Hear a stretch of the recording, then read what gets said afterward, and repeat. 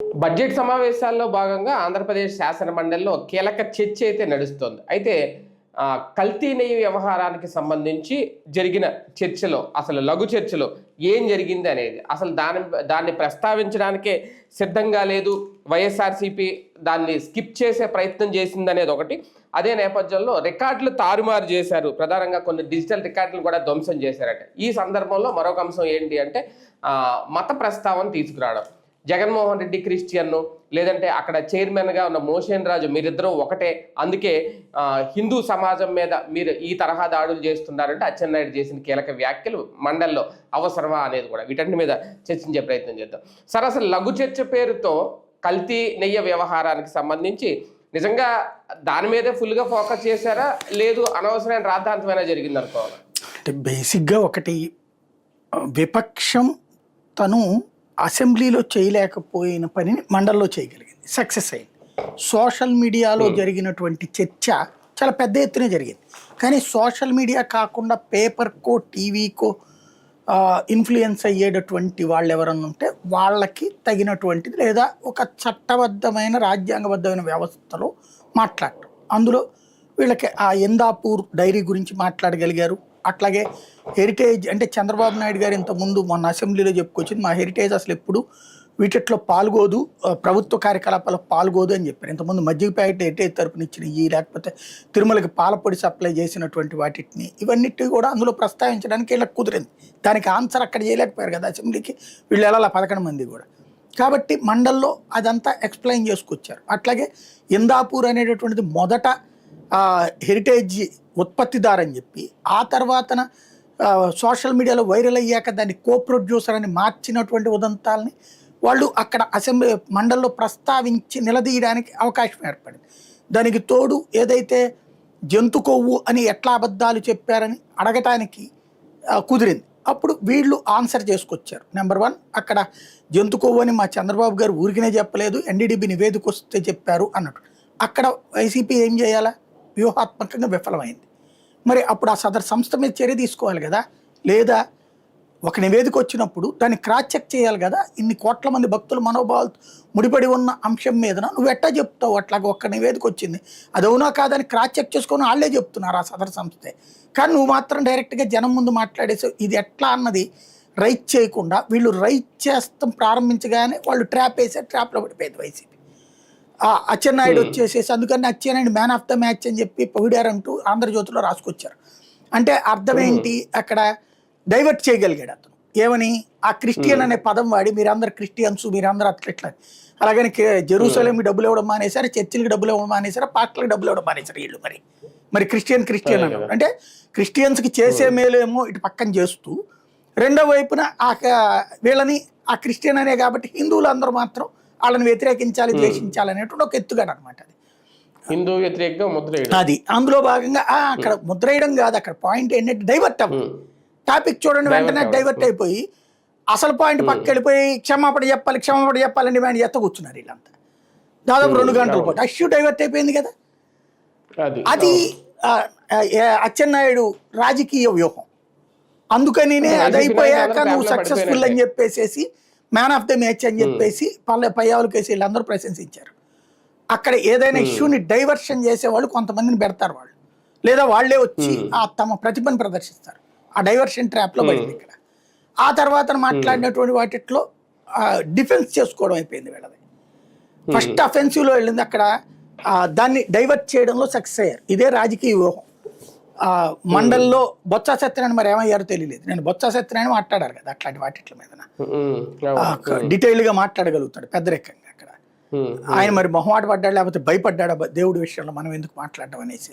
మరి ఇంత ముందు అయితే ఆయన మాట్లాడింది ఇందాపూర్ అన్ని కూడా, ఏమైందో తెలియలేదు అక్కడ. బట్ ఒక పాయింట్ మాత్రం వ్యూహాత్మకంగా సక్సెస్ అయింది ఏంటంటే, ఇద్దరూ సక్సెస్ అయ్యారన్న నా దృష్టిలో. ప్రజాస్వామ్యం సక్సెస్ అయింది, ఎందుకంటే అసెంబ్లీలో ఏకపక్ష చర్చ, తప్పు వైసీపీదే, వాళ్ళు వెళ్ళకపోవడం. మండలిలో ఇరుపక్షాల చర్చ జరిగింది. సరే, ఎవరి ట్రాప్ ఎవరు వేసుకున్నా సరే ఇరుపక్షాల వాదన కూడా చట్టబద్ధమైన ఒక వ్యవస్థలో వినిపించుకోవడం చాలా మంచి పరిణామం. కానీ ఒకటి సార్, నిజంగా అచ్చెన్నాయుడు ఆ వ్యాఖ్యలు చేయడం డైవర్షన్ గురించి అయినా మండలిలో అలాగా ఒక రకంగా మతాంశం రేజ్ చేయడం అనేది ఎంతవరకు నైతికం? భలేవారండి బాబు. చంద్రబాబు నాయుడు గారు బహిరంగ సభల్లో ఓపెన్ గా అంటున్నారు కదా, అతను క్రిస్టియన్ కాబట్టి కావాలని చెప్పేసి బహిరంగ సభలో బయట అరే అక్కడే ఇదే ఉంది. ఇంకా ఇది ఆఫ్టర్ ఆల్ వాళ్ళ సభలు పెద్ద లెక్క కాదు. ఒక ముఖ్యమంత్రి రాజ్యాంగబద్ధమైన పదవిలో ఉన్నటువంటి వ్యక్తి ఓపెన్ గా బహిరంగ సభలో ఆ లడ్డూ మీద మాట్లాడింది ఏంటది? అంతకంటే దారుణం ఇంకేమైనా ఉంటుందా? కోట్లాది మంది భక్తుల మనోభావాలు గాయపడలేదు ప్రపంచం అంతటా కూడా. ఇప్పటికి కూడా అదే భ్రమలో ఉంచుతున్నాడు కదా ఆయన. అంతకంటే దారుణం ఏం కాదు ఇది. ఒక రకంగా చెప్పాలంటే ఇక్కడ రెండు జరుగుతున్నది.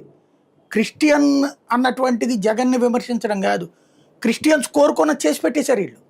ఒక క్రిస్టియన్స్ గుడి దగ్గరికి, బడి దగ్గరికి, లేకపోతే పుష్కరాల దగ్గరికి వెళ్ళి పాంప్లెట్లు ఏం పంచుతారు తెలుసా?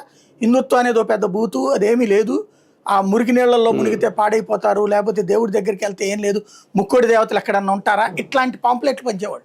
మేమే చాలా చూసాం, కవర్ చేసాం. విగ్రహ పూజ తప్పు అనేటటువంటి ఆ హిందుత్వాన్ని ద్వేషిస్తారు అక్కడ వాళ్ళు. ఈవెన్ మీరు చూస్తే ఆ క్రైస్తవాన్ని ఫాలో అయ్యేటటువంటి వాళ్ళు చాలా మంది మన ప్రసాదం కూడా తినరు కదా. పైగా ఆ దేవుళ్ళకి సంబంధించింది మన దగ్గర ఏమైనా పనులు ఇట్టా చేసేటటువంటి ఆ దేవుళ్ళ దగ్గర కావాలని చీపిరి తగిలించడం ఇట్లాంటివి కూడా చేస్తుంటారు. అలా కాకుండా వాళ్ళ మత విశ్వాసాలు పాటించే వాళ్ళు ఉంటే శబాష్, సాల్యూట్. అలా కాకుండా ఈ చిన్న స్థాయిలో జరుగుతున్నాయి చాలా. అది ఎవరు? ఆ పాస్టర్లు వాళ్ళని అలా తయారు చేస్తున్నారు. వాస్తవంగా నిజమైన క్రైస్తవంలో అట్లా పరమత ద్వేషాన్ని చెప్పుంటే అమెరికాలో హిందువుల గుళ్ళు ఉండవు, లేదా యూరప్ దేశాల్లో హిందువులు దర్జాగా బతకలేరు. యూదులు, బౌద్ధులు, క్రైస్తవులు, ఇదే ముస్లింలు అందరూ బతుకుతున్నారు కదా యూరప్ దేశాల్లో. నిజమైన క్రైస్తవులు అట్లాంటి ద్వేషం లేదు, పరమత ద్వేషం. కానీ ఇండియాలో ఉన్నటువంటి క్రైస్తవ ప్రబోధకులు హిందుత్వ పట్ల ద్వేషాన్ని పెంచి పోషిస్తున్నారు, దాన్ని వాళ్ళకి అడ్వాంటేజ్గా మలుచుకుంటున్నారు. అలాగా అంటే పరమ ద్వేషాన్ని పెంచుతున్నారు అన్నమాట దేవత్వం పట్ల. ఎందుకని? ఇక్కడ ఉన్న హిందువుల్ని కన్వర్ట్ చేశారు వాళ్ళు. మళ్ళీ ఇప్పుడు ఓ హిందువు ఇంట్లో పూజ చేసుకుంటున్నాడు, ఏదో ఓ పండగ వస్తుంది, దసరా, దీపావళి, ఉగాది, ఇట్లాగా అవి వచ్చినప్పుడల్లా మన చుట్టూ ఉన్న కుటుంబాలు అట్లాగా అవి చేసుకుంటుంటే వీళ్ళ ఫీలింగ్ వస్తుంది. ఆ ఫీలింగ్ పోగొట్టడం కోసం అవన్నీ తప్పుడు అనే మాటని పదే పదే వాడతారు వాళ్ళు. అందుకనే మీరు చూస్తే చాలా గ్రౌండ్ లెవెల్లో ఈ చిన్న చిన్న స్థాయిలో పనిచేసేటటువంటి వాళ్ళు హిందూ కావాలని మనకు తెలియకుండానే మన దేవి దేవతల ఫోటోలని అవమానించడం కానీ జరుగుతూ ఉంటుంది. ఈవెన్ మన పూలని ముట్టుకోవడానికి కూడా వాళ్ళు చాలా వేరేగా చేస్తుంటారు, బిహేవియర్ అంతా డిఫరెంట్. ఇది మన ప్రత్యక్షంగా ఇళ్లలో ఉన్న మహిళలను అడిగితే చెప్తారు, ఇళ్ల దగ్గర ఉన్నటువంటి చిన్న చిన్న షాపుల దగ్గర ఇట్లాంటి చోట్ల చేసే వాళ్ళని అడిగితే చెప్తారు. కాకపోతే అది వాళ్ళల్లో ఉన్న ద్వేషం. వాళ్ళు కూడా చెయ్యలేనంత దౌర్భాగ్యమైనటువంటి, దారుణమైనటువంటి తప్పుని చేసి చూపించారు కదా. వాళ్ళందరి కోరికని వీళ్ళు నెరవేర్చినట్టు కదా. 5 సంవత్సరాల పాటు దేవుడు తన దగ్గర ఉన్న భక్తులకి అన్యాయం జరిగిపోతే ఏమి చూడలేకపోయాడు అనేటటువంటి ఒక ఫీలింగ్ని క్రియేట్ చేస్తున్నారు కదా వీళ్ళు. రాజకీయంలో ఓట్లు వేయించాడు అంతే అనేటటువంటి ఒక దిక్కుమాలినటువంటి నేరేషన్ క్రియేషన్ చేస్తున్నారు కదా. అరే జంతు కొవ్వు లేదని చెప్పి చాచి చెంపదెబ్బ కొట్టే తీర్పు వచ్చినా సరే, లెటర్ వచ్చినా సరే, ఆర్డర్ వచ్చినా సరే, కాగితం వచ్చినా సరే, పరీక్షలకు సంబంధించిన నివేదిక వచ్చినా సరే, లేదు లేదు మేము మొదట చెప్పామని అదే పదం వాడుతున్నారు. కానీ పొరపాటు అయిపోయింది ఆ రోజు ఎందుకు వదిలేయట్లేదు సార్? దీని మీదే ఇప్పుడు నిన్న ఒక నోట్ కూడా ఇచ్చారంట కదా. 2022లోనే అప్పట్లో CFTRA ప్రయోగశాలలో కొన్ని చేశారు, అప్పుడే తేలింది ఇవన్నీ ఉన్నాయని. కాకపోతే ఇప్పుడు ఆ డిజిటల్ రికార్డులు ఇవన్నీ మొత్తం తారుమారు చేసేసారు. ఇప్పుడు నిన్న సిట్టు ఒక నివేదిక ఇస్తే ఆ నోట్ నిన్న ఇచ్చారంట కదా. అలా నిజంగా అదే కనుక జరిగితే అప్పుడు వీళ్ళు కావాలనే చేసినట్టు. ఇప్పుడు బేసిక్గా అధికారి లెవెల్లో ఉంటుంది అది పని. ఇప్పుడు మన శ్యామలరావా లేకపోతే కనుక దేవాదాయ శాఖ మంత్రి ఆనం రామనారాయణ రెడ్డి వెళ్ళి చూశాడు, అది టీటీడీ చైర్మన్ వెళ్ళి చూశాడు. ఆ లడ్డు శ్యామలరావే కదా. అట్లాగే ఆ లడ్డు కల్తీకి ఇప్పుడు ఆ నెయ్యి శాంపిల్స్ చేయించింది వైవి సుబ్బారెడ్డి ఓపెన్గా చెప్పాడు కదా. నాకెవరో చెప్పారు ఇట్లాగేదో తేడాగా ఉందనిపిస్తోందండి అని. వెంటనే నేనే విచారణకు ఆదేశించాను, ఆ విచారణ నివేదిక నాకు ఇవ్వలేదు అని చెప్పాడు. ఈయన ఫాలోఅప్ చేయలే. కరెక్ట్, అది టెక్నికల్గా ఫెయిల్యూర్. ఎందుకు సీరియస్గా తీసుకోలేదు, తను ఆ ఉద్యోగంలో ఉన్నాడు అన్నటువంటి సీరియస్నెస్ పోయింది. అది ఖచ్చితంగా అతన్ని నిందించవచ్చు, నో డౌట్. కానీ ఆ మోసం చేసినోడు అక్కడ ఉన్న సిబ్బంది. అంటే ఫిర్యాదులు రావడం అయితే కరెక్ట్, ఫిర్యాదు రావడము, విచారణకి ఆదేశించింది కూడా వైవి సుబ్బారెడ్డి. ఆ కాపీని దాచేసిన వాళ్ళు ఎవరు? ఉద్యోగులు. ఎందుకని? వాళ్ళ తప్పు కవర్ చేసుకోవడానికి. వాళ్ళు జైలుకు పోయారు ఇప్పుడు, ఎవడేమో వదిలిపెట్టలేదు అక్కడ. ఆ పాపం ఏమో వదిలిపెట్టలేదు, వెంటాడుతున్నది అక్కడ.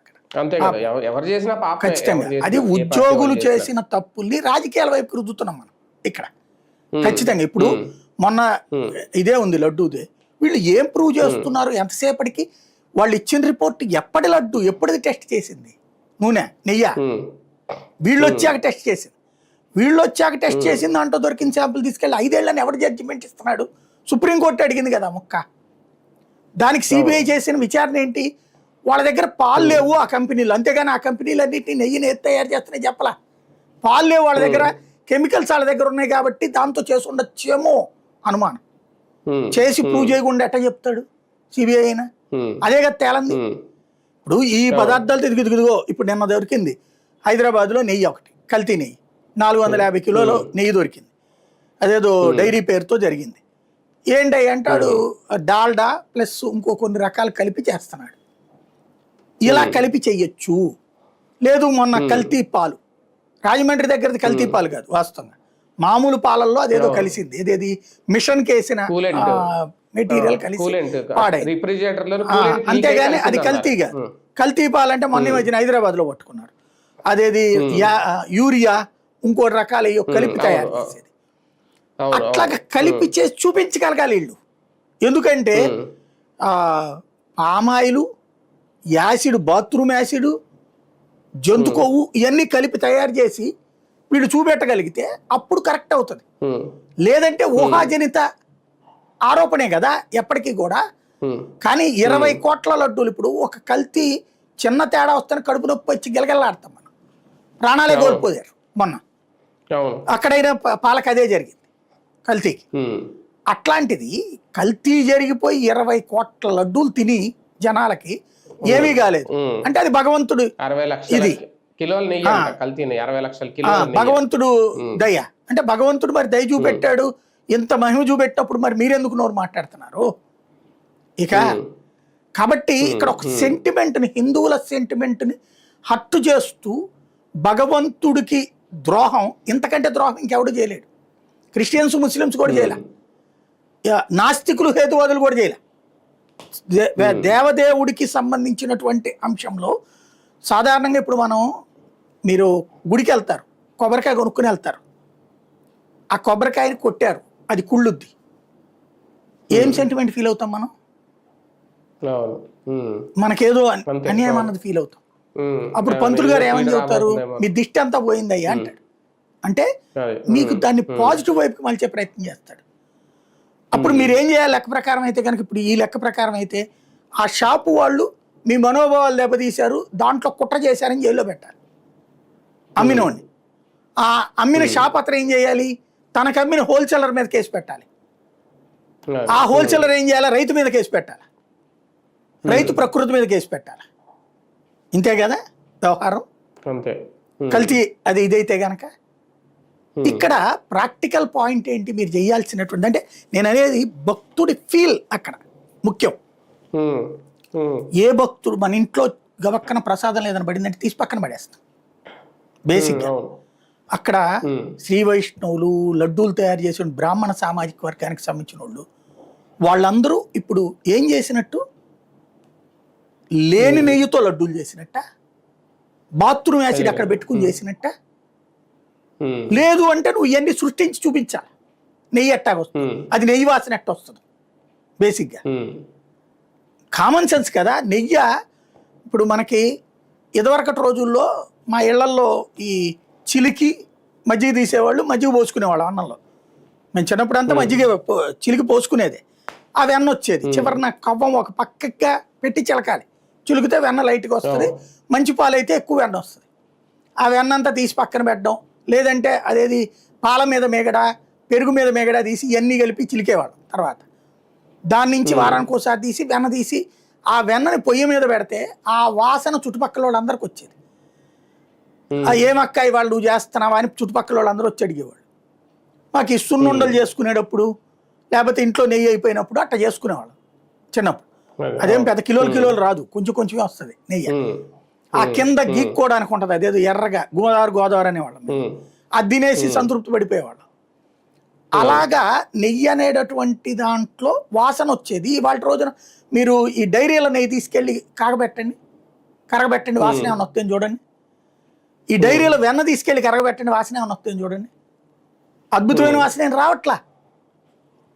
అలాంటప్పుడు అక్కడ నెయ్యి ఒరిజినల్గా కావాలని చెప్పి పట్టుకెళ్తాయి. ఇప్పుడు వీళ్ళు ఏంటి, కల్తీని జనం లైట్ తీసుకుంటారు. ఎందుకని? నిరంతర జీవితంలో రొటీన్ అయిపోయింది కాబట్టి. ఆ, కాబట్టి ఇక్కడ కల్తీని ఉద్దేశపూర్వకంగా మత ఉద్దేశంతో చేశారని చెప్పాలనుకుంటున్నాను.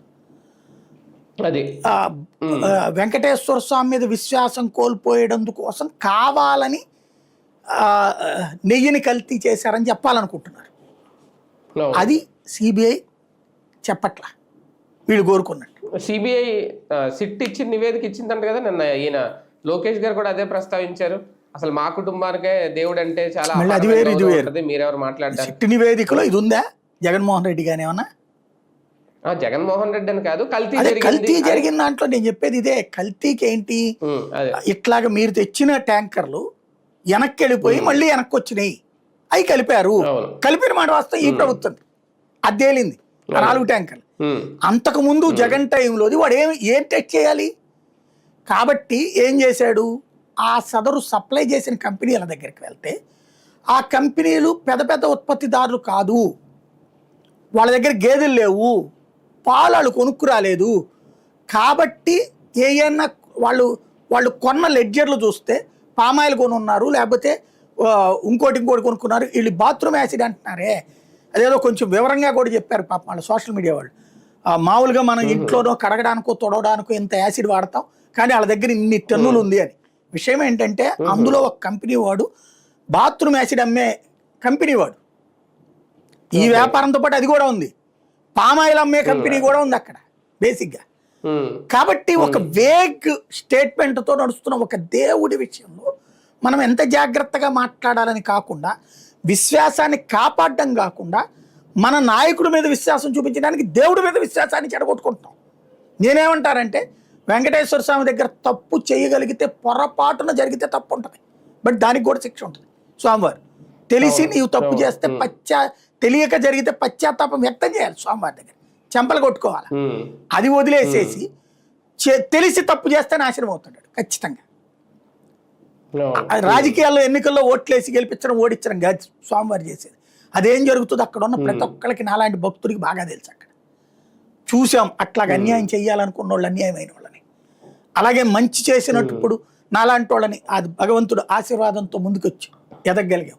కాబట్టి దేవుడి మీదన అచంచల విశ్వాసం నాకుంది, వెంకటేశ్వర స్వామి వారి మీద అచంచల విశ్వాసం నాకుంది.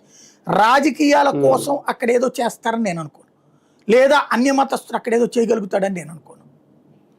ఇది దేవుడిని మీద అపనమ్మకాన్ని కలిగించడానికి. కానీ అలాంటి అపనమ్మకాన్ని వీళ్ళు కల్పించే ప్రయత్నం చేస్తున్నారు, దేవుణ్ణి వాడుతున్నారు. అక్కడ ఇప్పటికైనా వాడకం తగ్గిస్తారా అంటే నాకు కనిపించట్లేదు. తాజాగా వీళ్ళు మాట్లాడుతున్నటువంటి మాటలు చూస్తుంటే దేవుడిని అడ్డు పెట్టుకుని చేస్తున్న రాజకీయంలో లబ్ధి పొందాలనుకుంటున్నారు. దాని తర్వాత వచ్చిన సైడ్ ఎఫెక్ట్లు చూసైనా జ్ఞానోదయం కావాలి. ఆ తర్వాత నాయుడు గారికి జరిగిన పరిణామం, లేకపోతే వీళ్ళ హెరిటేజ్కి పడిపోయినటువంటి షేర్ల వాల్యూనో, లేకపోతే ఇందాపూర్తి ఇప్పుడు బయటపడినటువంటి ఉదంతాలు, ఇవన్నీ చూశాక జాగ్రత్త పడాలా. తెలుగుదేశం పార్టీ కూడా సార్ ఈ ఇందాపూరు ఈ హెరిటేజ్ దానికి సంబంధించి లేవనెత్తున్న పాయింట్ను డైవర్ట్ చేసే క్రమంలోనే ఈ సిట్టు, ఈ నివేదిక, ఈ అంశాలను తెర మీద తీసుకొస్తుంటే చాలా ఈజీగా ట్రాప్లో పడిపోతుందా వైసీపీ? అక్కడేం లేదు. వాస్తవంగా మొదటి దశ ఫస్ట్ ఇయర్ అంతా టీడీపీ అప్పర్ హ్యాండ్. మొన్న సిట్టు నివేదిక దగ్గర నుంచి వైసీపీకి ఊపిరి పీల్చుకునే అవకాశం వచ్చింది. ఇది ఈ జంతు కోవులు ఇవి లేయన్నాక దాంట్లో డిఫెన్స్తో పడినటువంటి చంద్రబాబు గారు మళ్ళీ పవన్ కళ్యాణ్ పిలిచి రెచ్చగొట్టి మాట్లాడించడం బిగిన్ చేశారు. మధ్యలో బాత్రూమ్ యాసిడ్ తీసుకొచ్చారు. ఆ తర్వాత అయినా జనంలో బాత్రూమ్ యాసిడ్ ఎవరు చేస్తారపో అనేటటువంటి ఫీలింగ్ వచ్చింది. కాబట్టి ఇప్పుడు లేదు వాళ్ళు క్రిస్టియన్స్ కాబట్టి అంటే కావాలని చేశారనేటటువంటి ఫీలింగ్ని కల్పించడం ద్వారా అదిగో మేము హిందుత్వాకి మేమే మెయిన్ అన్నటువంటిది చెప్పే వ్యవహారం ద్వారా దీన్ని అటువైపుకి, మతం వైపుకి తీసుకెళ్ళిపోయేటటువంటి రాజకీయం ద్వారా ఇష్యూని డైవర్ట్ చేసే ప్రయత్నం చేస్తున్నారు అన్నమాట. ఆ విషయంలో అయితే సక్సెస్ అవుతుంది. రైట్. చూద్దాం. మండలిలో ఈ లఘు చర్చ అయితే ఇంకా కంటిన్యూ అవుతుంది, ఈ రోజు కూడా కంటిన్యూ అవుతుంది. ఇంకా దీని మీద ఏం జరుగుద్ది ఫైనల్గా, ఒకటి డైవర్షన్ పాలిటిక్స్లో అయితే మండలిలో కూడా సక్సెస్ అవుతుందా కూటమి, అదే నేపథ్యంలో వైఎస్ఆర్సీపీ తన వాడిని బలంగా వినిపించే ప్రయత్నంలో ఆ పార్టీకి సంబంధించిన నాయకులందరూ ఎంతవరకు సక్సెస్ అవుతారు అనేది చూడాలి.